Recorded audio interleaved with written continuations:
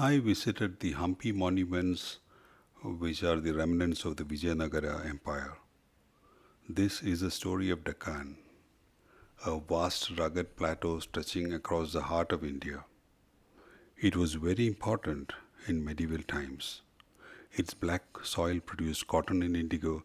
Its trade routes were full of merchants who spoke a dozen different languages, and I was inspired by the book Rebel Sultans by the historian Manu Pillai. So I took a train from Bangalore at night and I reached Hospet in the morning. From there, Hampi was just an hour away. I spent the day shooting and then came back to the hotel and started editing on my iPad. I will not be a tour guide, though it is very tempting, but there is also a story to be told. So these are the three groups of ruins which I will be covering. I have not covered everything, but I thought I had tried to cover the more approachable ones where I could take actual videos.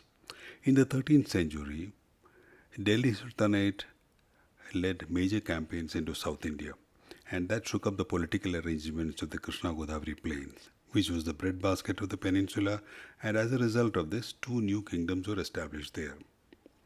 In 1336, two brothers, Harihara and Bukka, founded the Vijayanagara, literally the city of victory, and they were guided by the sage Vidyaranya, and it was positioned as a Hindu stronghold against the northern incursions, which were mainly coming from the Delhi Sultanate. About 10 years later, in 1347, some nobles from the Delhi Sultanate rebelled against it and created their own kingdom, which was known as the Bahmani Sultanate, and they ruled from Gulbarga, which is across the river from here. This is the Tungabhadra River. You see those old boats, olden style boats. They offered me a ride in this, but I kind of lost courage because with all the luggage I was carrying and the camera and things, I couldn't dare sit on that little boat. And they were charging 2000 rupees for it. So I'm going to start from the oldest monuments, which are called the Hemakuta Hill Group. And I will just show you these, but I won't give you a detailed commentary on what actually that is. You will see along the way the Hazara Rama temple, which has these walls covered with carvings of Ramayana stories. This is a Rama temple, and you will see a Ganesha statue carved from a single stone. You can watch this as I relate the story because there is a story to be told. The ruins we see here will be the history of 400 years between the 13th and the 17th century. The story is complicated and fascinating, and it is not a simple tale of Hindu versus Muslim conflict. This is the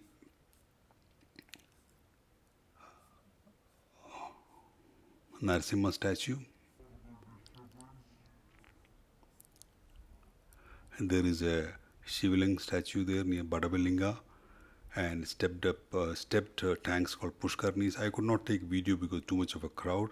There is also a Krishna temple which was too near the road, and I could not get respect from the traffic.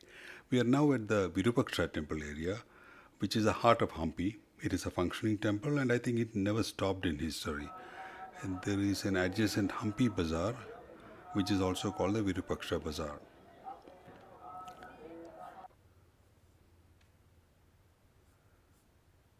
This is the underground Shiva temple. So back to our story. Now these two kingdoms fought constantly, particularly over the Raichur Doab, which is a strip of land rich in agriculture and diamonds. Doab actually means the land between two adjacent rivers, and it is always very fertile. And in this case, it is the Krishna and its tributary, the Tungabhadra. So, the rivalry between Vijayanagara kingdom and the Bahmani Sultanate was mostly about power and territory, not religion in any simple sense. Vijayanagara had employed Muslim mercenaries and they eagerly adopted gunpowder technology. Bahmanis had conducted business with Hindu merchants and employed Brahmin administrators. Persian became the language of the Bahmani governance, and In that entire area, a distinctive Deccani architectural style began to emerge. It was an Islamic form softened by local sensibilities. You can see that in Vijayanagara also in the later portion. Chinese porcelain was arriving in the Deccan courts, silks also. Horses came from the west across the oceans. The world was arriving at the plateau's doorstep. Around 1500, the Bahmani Sultanate fragmented into five independent states known as the Deccan Sultanates: Bijapur, Adil Shahi; Ahmednagar, Nizam Shahi; Berar, Imad Shahi; Golconda, Qutub Shahi; Bidar, Barid Shahi; and Vijayanagara played one against the other. Vijayanagara entered its golden age under Tuluva dynasty. This is what you're seeing now is the king's court. It has been flattened and destroyed. We are now, I think, arriving at the Vitala temple complex. Yes, you should please watch. It's very interesting. So Vijayanagara entered its golden age under the Tuluva dynasty, and Krishnadevaraya was the main ruler who ruled for 20 years from 1509 to 1529. I do not know whether he built this. There is this, you can see in the middle, the stone chariot, and inside we will see this. What you're going to see is the 56 musical pillars, the Sarigama pillars. I was rushing around, so I could not knock and see how it works, but I saw people are busy with that. There is also a Garuda shrine nearby. So, culturally, around this time, uh, Dakkini Urdu became a shared language for the entire region. Sufi shrines attracted Hindu devotees. Vijayanagara's temples began incorporating Islamic arches. So the boundaries were more porous than we might imagine.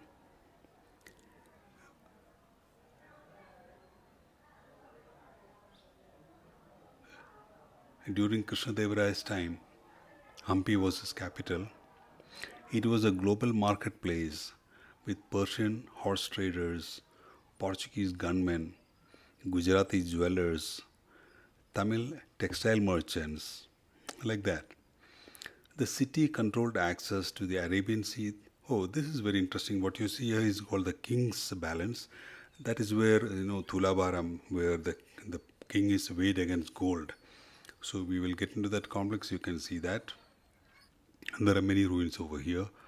So the Vijayanagara, the Hampi had controlled access to both to the Arabian Sea and the Bay of Bengal. Everyone paid tribute, one way or the other. Portuguese had also arrived at that time. So around this time, the European naval power has also arrived in India. This what you see is the Hampi Bazaar, the famous Hampi Bazaar. What we're talking about now. By 1560s, across this is the Krishna temple. I could not really take a good video of that. By 1560s, Vijayanagara was weakened by succession struggles. So then the Deccan Sultanates, for the first time, we have talked about them being played against each other. They ganged up together and defeated Vijayanagara at Talikota in 1565. And the emperor was captured and Hampi was sacked and burned. What you see here is a royal area, which is I think Krishnadevaraya's thing. These are called the elephant stables. There are different interpretations. Mostly it is considered an elephant stables, and these are considered as the guard houses.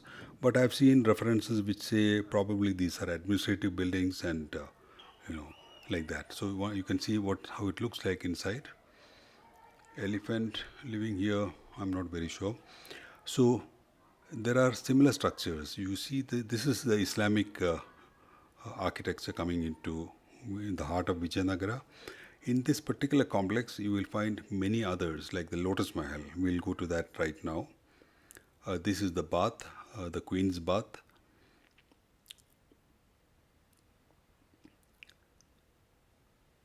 As you see, it need not be explained much, these arches and things. Soon you will see.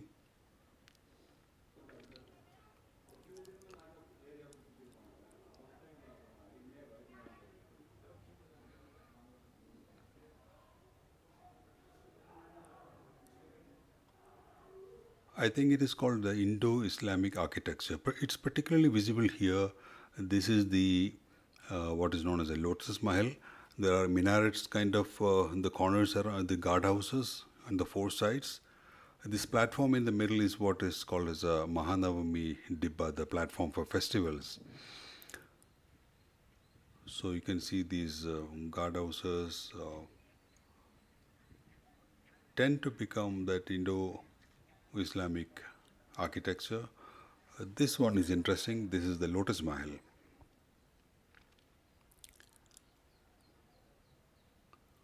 I think women's quarters, living quarters. Now back to our story. Deccan's geography had made it very special. It could connect both to the Arabian Sea and the Bay of Bengal. And the major ports on the western side were Goa and Dabhol, and on the eastern side you had Machilipatnam. So all of these commerce had to go. This sketch is about the Doab, the area, the fertile area between Vijayanagara and these Deccan kingdoms, okay, Deccan sultanates, where all the wars. And here are the ports which have been indicated. So Deccan was part of the Indian Ocean commercial network. Arab and Persian merchants had been doing business for centuries. Persian administrators served Hindu kings. Chinese porcelain decorated Muslim courts. African bodyguards protected Indian merchants. European cannons were bought and sold by everyone. It was a thoroughly globalized world, centuries before we had invented that word, globalization. That is the legacy of the ruins of Hampi.